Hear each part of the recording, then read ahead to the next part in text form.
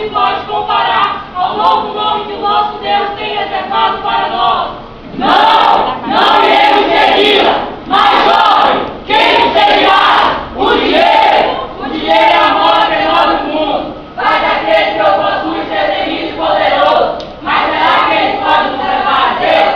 O mundo quem tem dinheiro não precisa de Deus, pois o dinheiro é o seu próprio Deus. E os que têm o dinheiro serão seus escravos.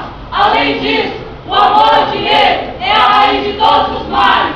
Não seguiremos. A Bíblia nos diz que devemos ajudar pessoas dos céus, onde a taça e a ferrugem não consomem, e onde os ladrões não minam e roubam. Mas e o prazer? Que caminho é esse?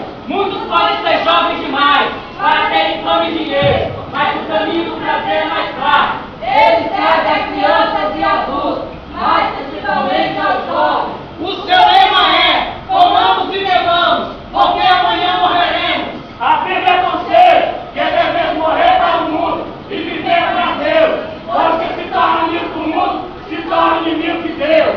A alegria dos prazeres é passageira, mas a Bíblia nos garante que no céu não haverá tristeza, nem choro, mas só gozo, paz e alegria do Espírito Santo. E a Bíblia ainda nos diz: foge também dos desejos da mocidade, e segue a justiça, a fé, a caridade e a paz, com os que, com coração puro, invocam o Senhor, esperamos o caminho mais excelente, que nos satisfaça nesta vida, e ainda depois da morte, pois somente o Senhor pode preencher os nossos corações.